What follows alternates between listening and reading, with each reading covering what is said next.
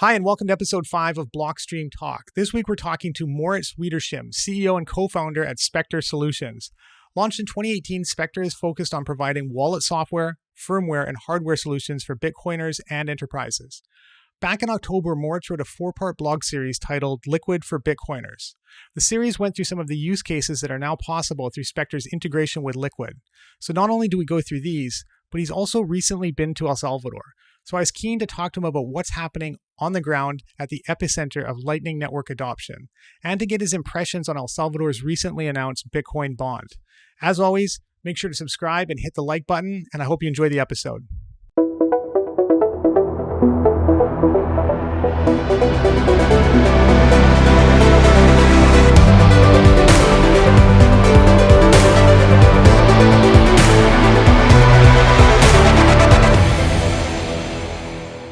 Great. Hi, Moritz. How are you doing? Thanks for doing this with us today.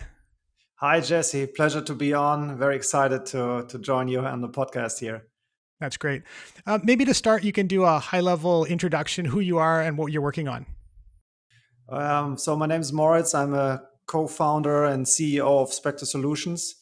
We are a Bitcoin-only company, and we are working on specifically custody solutions, hardware solutions, and any kind of firmware enterprise custody solutions, which is needed for Bitcoin companies. But we had recently quite some success with the Spectre desktop, and which is very much focused on the individual Bitcoiner and his tool set, to say so.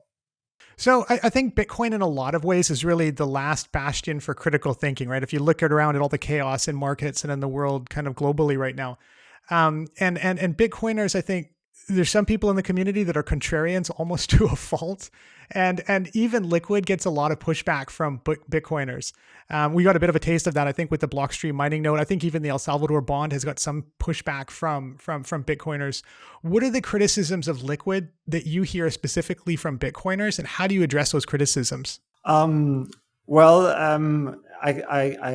hear a lot of criticisms at especially technical conferences and stuff, or when it's understood as a competition to Lightning. I think Lightning is great and is a very specific tool that is helping us to bring Bitcoin to the retail payment markets, and is solving a lot of the also online web shop payment infrastructure problems which we originally had in the internet when it was created in the 90s. And I think Liquid is a different tool. I think there's the crux that the Bitcoiners were also, me myself, like quite traumatized by the shitcoining going on, especially in 2017, where like every Mickey Mouse token was pumped up, and you had all this craziness with the ICOs. And now we have this. We thought we were through this, and now we are again at all this Dogecoin copies being traded and stuff, and like people just trying to catch the next token to gamble. I would say there's no end to that. That never ends. Like, one thing I've learned, I think, is that the human appetite for Ponzi is unending. That will never end. So indeed. So when Bitcoiners come and look at Liquid and see, okay, what is Blockstream working on there? What is this token factory thingy here? Why does it make sense? They really struggle with that, and it's natural. It's an immune reaction, maybe even, like you say, like, okay, what's going on here? But for us, like, we are Bitcoin only, and it took us really some time and months and discussions internally.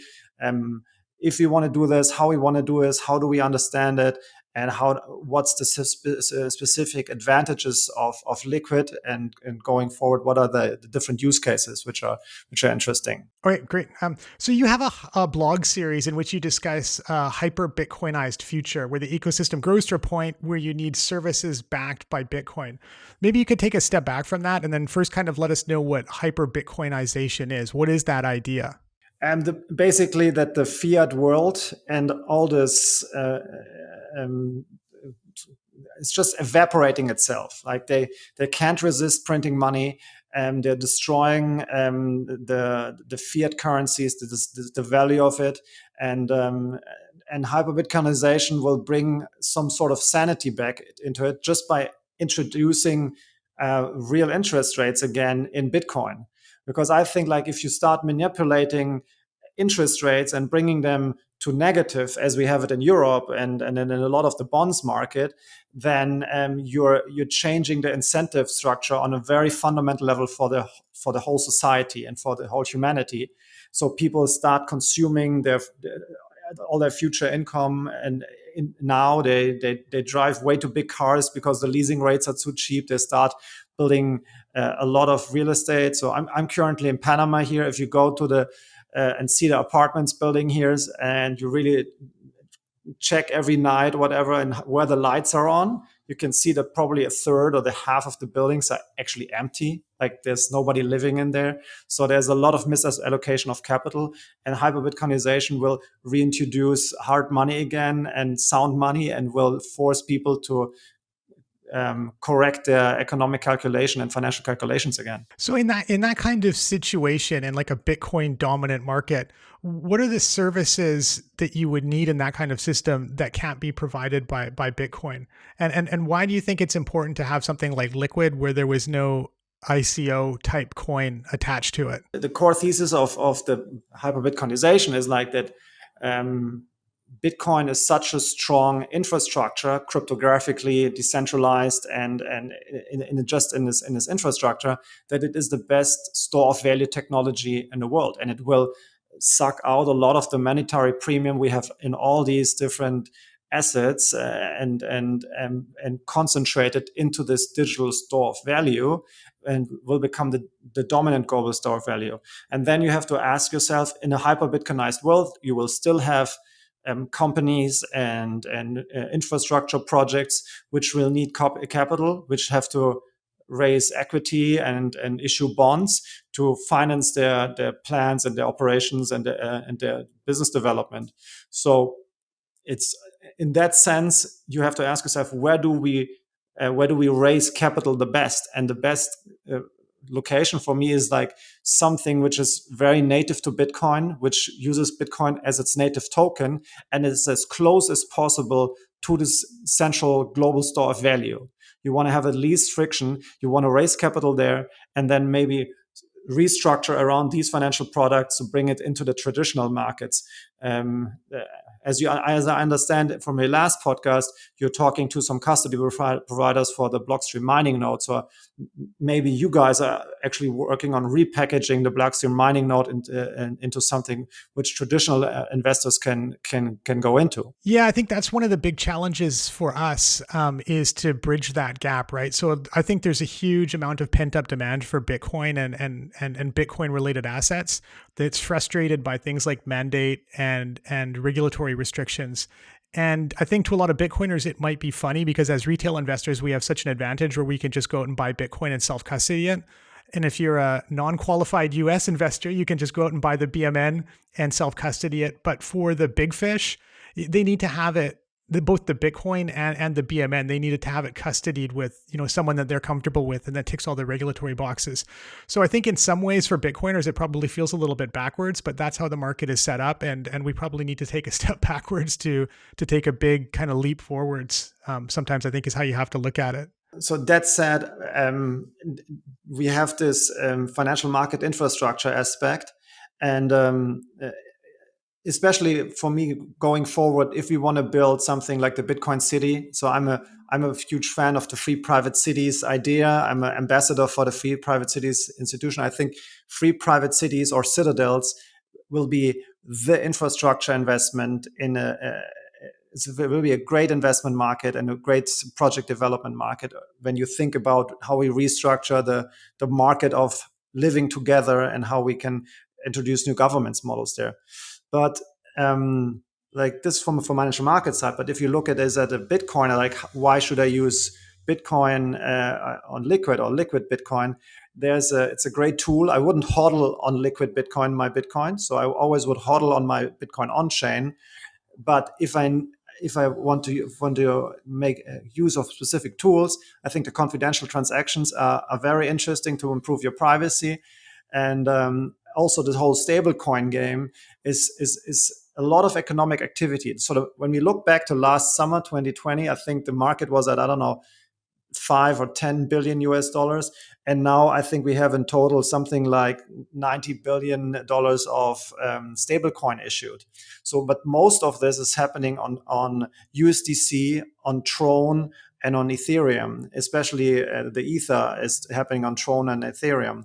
And Liquid, I want to have this economic activity, which there's demand for it, and I can see it with remittances here in locally in Panama, people sending money home to Venezuela. They use stable coins. They don't care about the superior monetary asset. They just want to send $500 from here to Venezuela, and they want to have $500 arriving, because otherwise they have a discussion about Bitcoin volatility with their family, and it's something they certainly want to avoid. Yeah. So what's the view towards Tether in Latin and South America? Because I feel like I've noticed a big disparity between Asia and primarily the United States. Because in Asia, I think the attitude is much more practical. They're like, Tether works very well as a tool.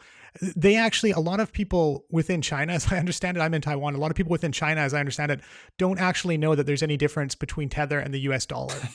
and they don't care. They don't care. They just say, this is a tool that works for today. If it breaks and I can't use it tomorrow, then I'll use something else.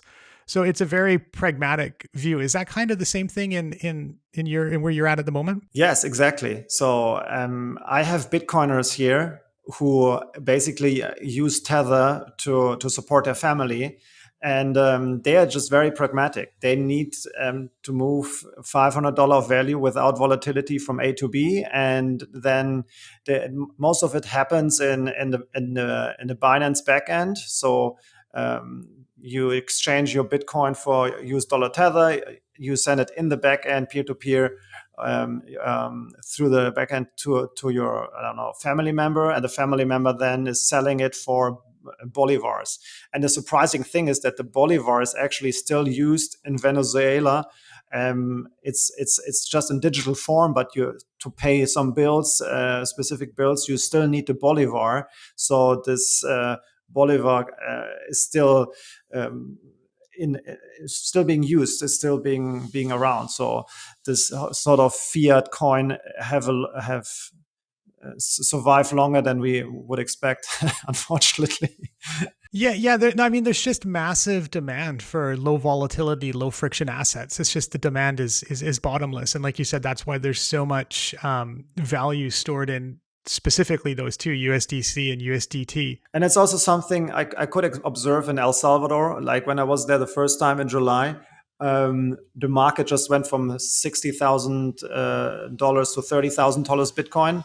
And the village, the Bitcoin Beach was really experiencing the first bear market. And so the merchants really had a problem, because all your revenue just got cut in half, and you have to pay suppliers and all this. So this can be very uncomfortable for a small hotel or a small grocery store or something like this. So Bitcoin doesn't provide this stability. And if you want to have working capital stability for your operations as a small company, you cannot take this currency risk. So you really have to look, how do you balance this out? So when you look like the Bitcoin Beach wallet and Strike, there was quite a lot of trading going back and forth. Especially because people needed to hold dollars for the stability. And I think this is one of the next features also coming to the Bitcoin Beach wallet, and is very demanded, is that in the Bitcoin Beach wallet you will have a US dollar account for people to be able to for the short term to have stability. Yeah, I wonder also if the stablecoin market is kind of like a transitory market. Like I think if we flash forward 5 or 10 years and Bitcoin is kind of, whatever your price forecast is, 500,000, $1 million, it's kind of grown to, significantly. And a lot of the volatility has come out of it because it's just so much a bigger and more mature asset.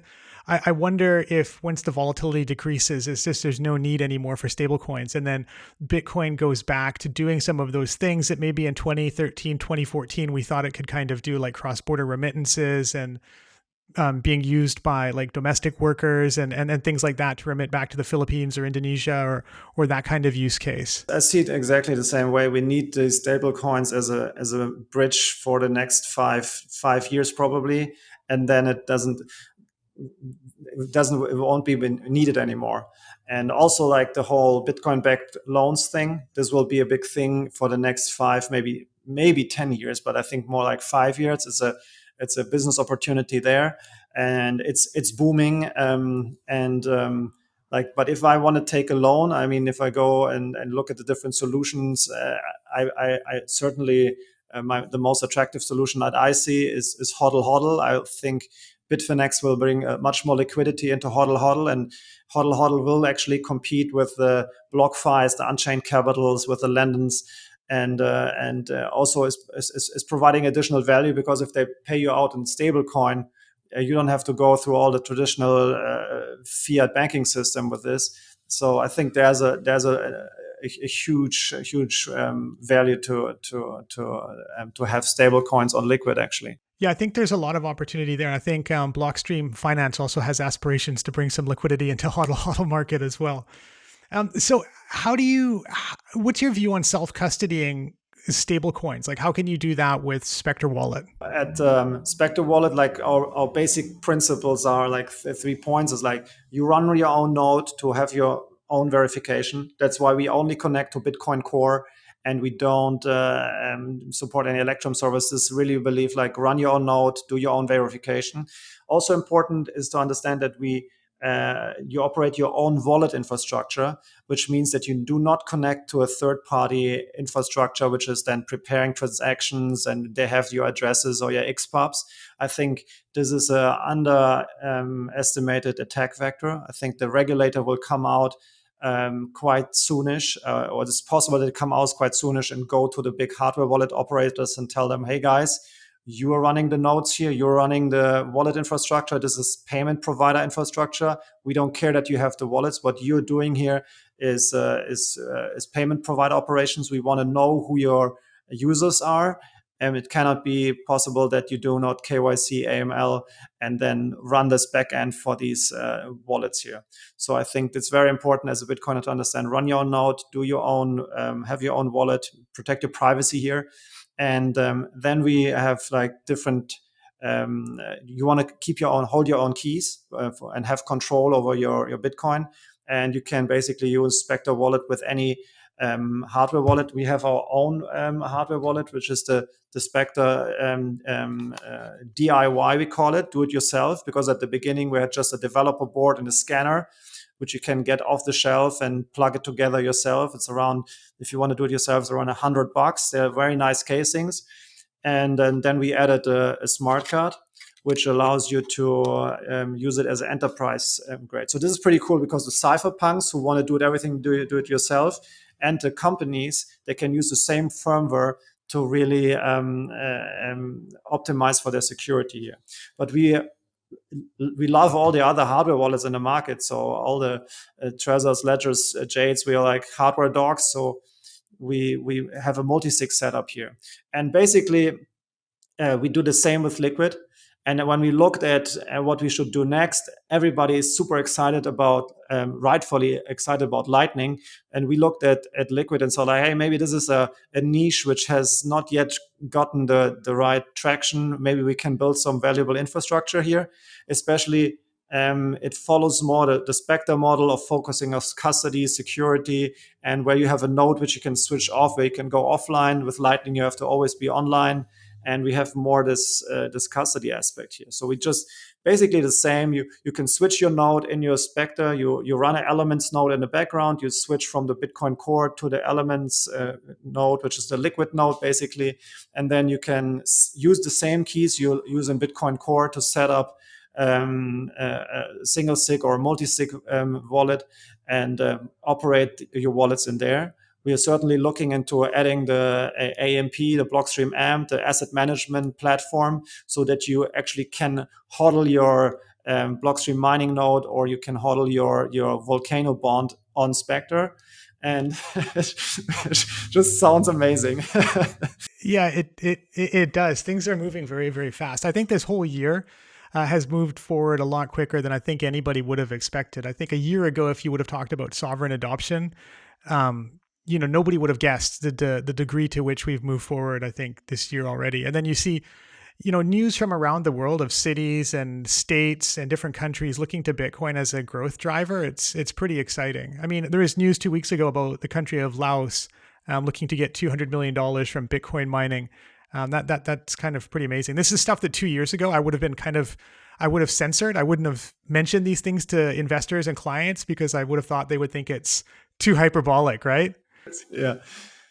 No, we are very much ahead of schedule. Like the already on a MicroStrategy move last year was like very surprising that this is happening, and some giga chat like Michael Saylor is going in there, and now we have Nayib Bukele looking at his incentives and seeing that the whole dollarization of his country isn't really working for his people, and he just opens the door to another option.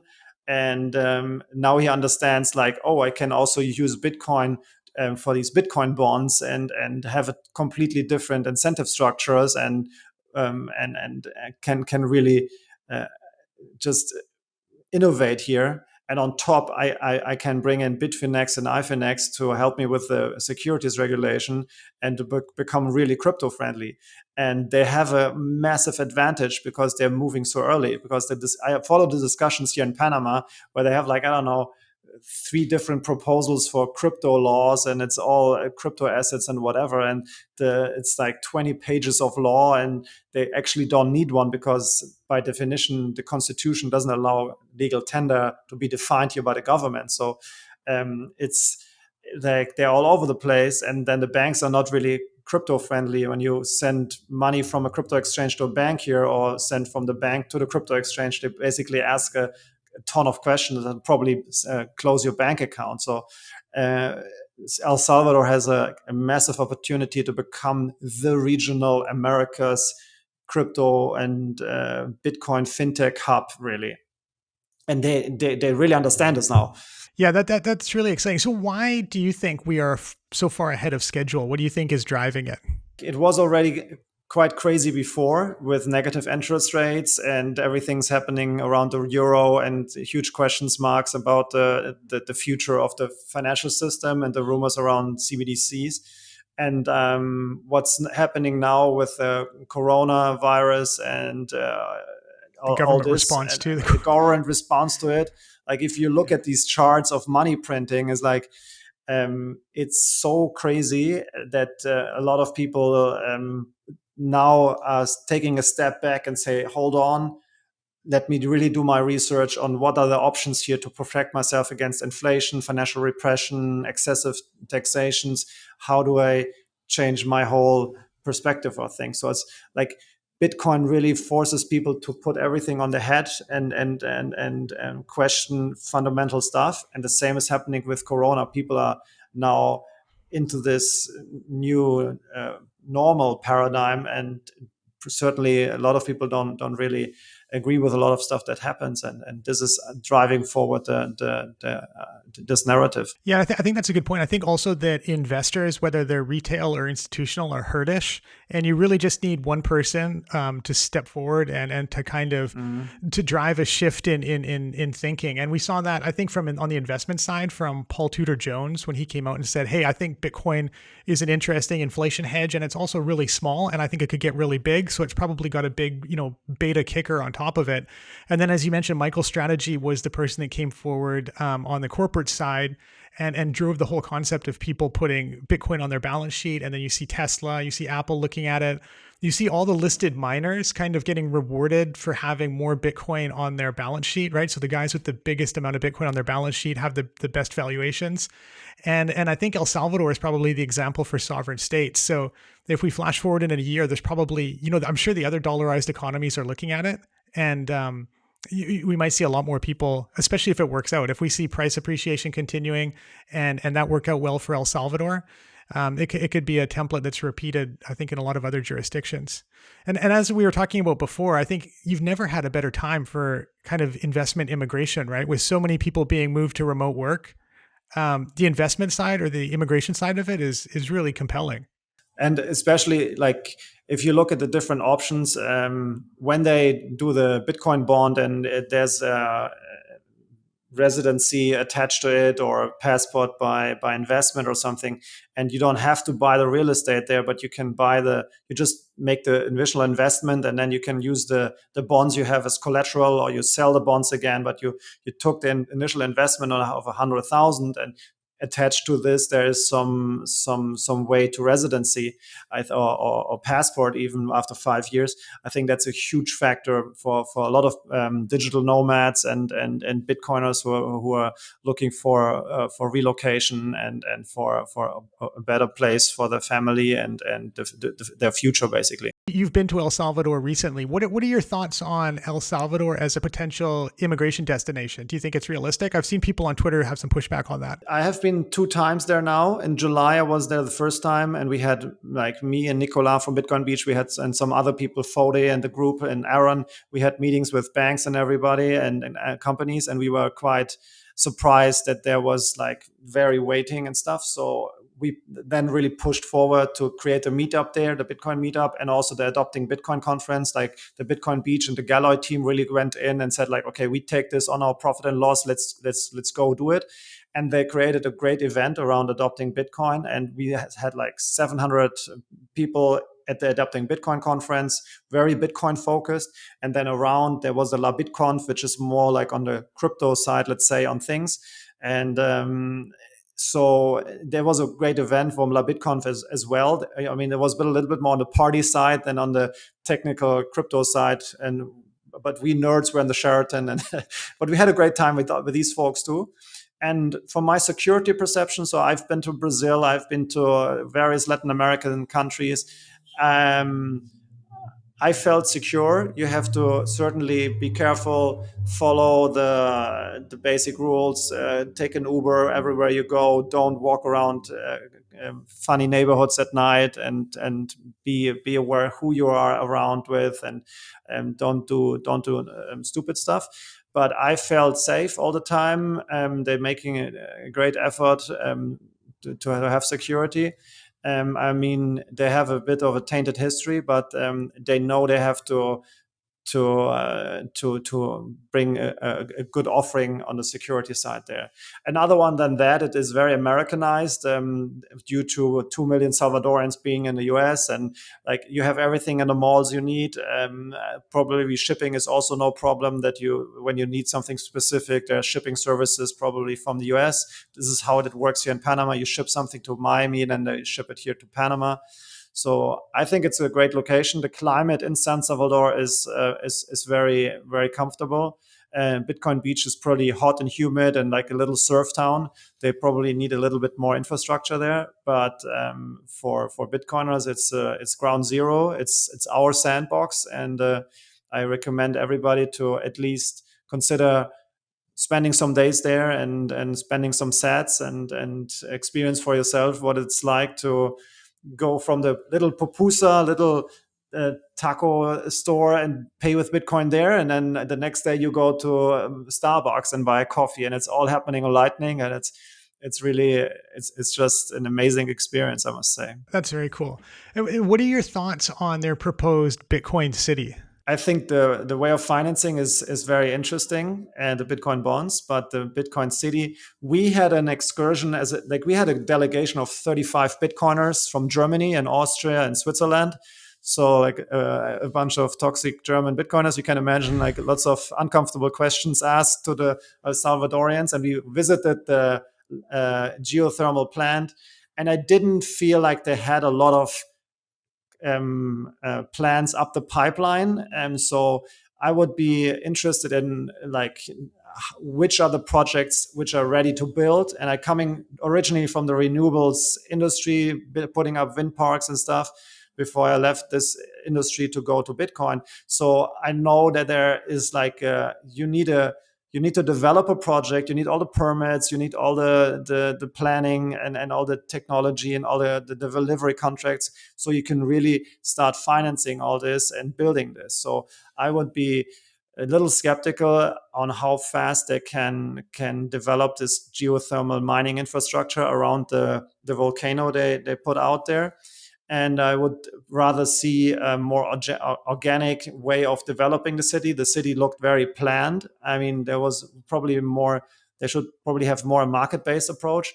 And then I would, as a free private city fan and a Citadel guy, I would be interested in how the city is run, who is the city council, how is the whole taxation thing organized? Is there what is the contract? Is there a contract between the citizen and the city operator? Or do we have like this old social contract where the government can change quality of services and the fees collected all the time? So I rather would like to see some experimentation for that. And I'm pretty sure that the Free Private Cities Foundation and also the development company of where Peter Young and Titus Gebel are engaged, they would love to come in and help consulting and how to structure this best. So I would love to see a special purpose vehicle around this and have it a little bit of on arm's length to the government. But I think it's viable and the demand is here.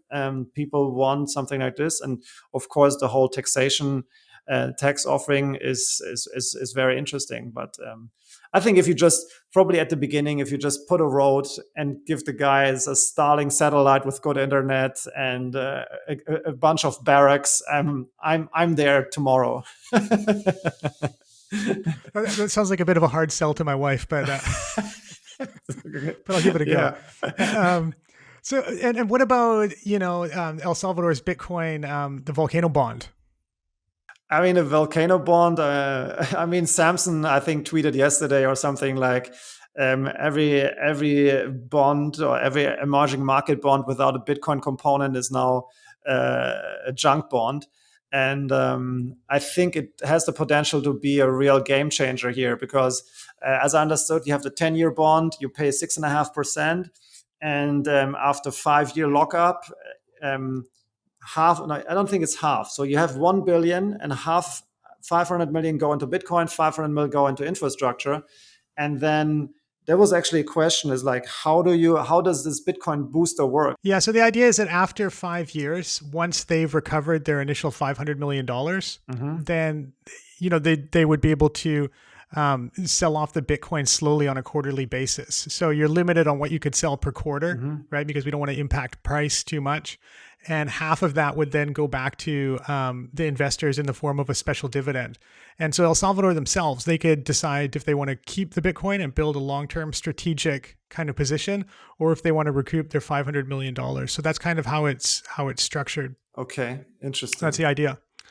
Yeah, I think another interesting component to that is that you could have that $500 million worth of Bitcoin kept with a custodian offshore. Right. So that significantly reduces your default risk. And if you look at how people are looking at their sovereign debt at the moment, right, they factor that into it. But if you take half of the money they've raised and it's out of their hands, it's offshore, and they're only getting it released to them on a quarterly basis after 5 years, then I think the default risk is reduced significantly. I think this is what I was wondering about is who's custodying these Bitcoin. And if you put it into a multi-sig between some traditional custodians, and I think that this is really very important that you really can make sure money is repaid and the Bitcoin booster gets started at some point, and there's no issue when there is like a problem in El Salvador, because it's a Central American country. We have seen problems there. If you listen to the different stories in the different countries, it's a tricky region, but if you can take this risk off the table for the investors, it's a huge one. It's a huge one. I would have another question on these Bitcoin bonds. Is like, do you who's buying these bonds at the beginning? Because we have these liquid tokens then, and we are very excited. And is there any? Probably you cannot tell us yet, but I would expect that there's a special purpose vehicle for hedge funds or for traditional fixed income investors. Is there anything in the planning? Yeah, I think we definitely. So access is one of the key things that we need to bridge. That's one of our key challenges, is to make sure that this is a product that traditional mainstream investors can interact with as much as possible. So that's a challenge for us. The SPV route is definitely a route that I think we would pursue. But I would expect it to be similar to the Blockstream mining note, where it's skewed heavily towards high crypto net worth and then very nimble institutional investors, right? People like family offices and hedge funds. And I've had a number of those people reach out already. So I think there's definitely a lot of interest. We are very interested to see how much interest there will be from kind of, the bigger guys, pension funds, those kind of people. I would expect it to be a lot of interest, but not a lot of trigger pulling with this first bond. But I think if we can successfully execute $1 billion, then that will motivate a lot of people to take a closer look at this thing. But you could just look at the bond prices right now. The reaction by investors is there's a lot of uncertainty, right? So they're naturally very skeptical. But I think we as Bitcoiners, we're used to people being skeptical, and we kind of welcome the criticism and the opportunity to kind of to make our pitch. So I think the one after this one will probably be heavier participation from slower moving, bigger investors. Yeah, I mean it's basically a government bond, so probably. From the statutes, a lot of investors would be actually, as emerging market fixed income investors, a lot of them would be able to invest. And it just has built in this Bitcoin kicker booster. And I think that's the game changer. So if you are a fixed income manager in emerging markets and you are looking for yield, and you're looking, and like 2 years or 3 years ago, people were buying a 100-year Argentinian bond, which is insane. I mean, there was also a 100-year Austrian bond, which is also crazy. I think if you mix into your portfolio as a small position with the El Salvador bond, and you have the Bitcoin kicker can basically rescue your whole portfolio. Yeah, no, that's exactly right. And I think the main challenge is access. How well are we able to interact with, mainstream broker dealers, custodians, those kind of people that tick the boxes that make it easy for those kind of institutional investors to put money into this thing. There's clearly a massive pent up demand for Bitcoin. I think you can see that in a number of places, right? You can see that in the premiums that the listed miners have been trading at for most of this year. You can see that in the blowout ETF launches in Australia and the US. And you can see that in the fact that MicroStrategy is able to continue to issue debt to buy Bitcoin. So there's a huge amount of demand with institutional investors trying to get into Bitcoin, but it's being frustrated by regulatory and mandate limits. And so kind of our thoughts on this is we can wrap this up in a lower volatility package that gives them some exposure to Bitcoin upside, kind of similar to the Blockstream mining note, really. That's really great to hear. So I'm very excited for that. This is just like another curveball that the Bitcoin is throwing at us, and the opportunity is unique. And I'm really happy that you guys managed, because I got a little heads up early on with the volcano bonds, and there was some rumors, but I thought okay, this is maybe withering down. But you pulled this off. So it's you have. It's still to execute. We still have to execute. So no flowers yet. The details. So last question, kind of running out of time, but before we go, what excites you most about the world of Bitcoin looking forward into the future? The world of Bitcoin, what excites me most is really El Salvador at the moment. It was an amazing week. I already have FOMO going back, and I just can tell everybody this is it. This is amazing. And on the technical side, I mean, we see the Lightning Network really becoming what it's promised to be, and a little bit. I think Liquid is just early, and we have to keep developing this. So I'm very excited for all of that. And yes, I think we have a great tool here to maybe not fix everything, but if we fix the money layer, and we have a really good shot at it now, we can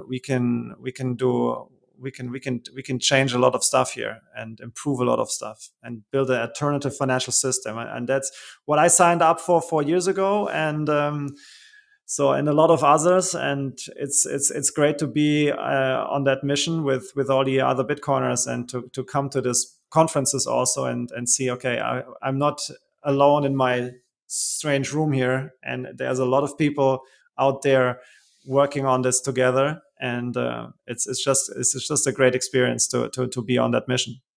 That's great. All right, thanks a lot for talking to us today, and I hope to do it again soon. I'll be back, or send my CTO maybe. That sounds good. Okay, great. All right. Bye bye.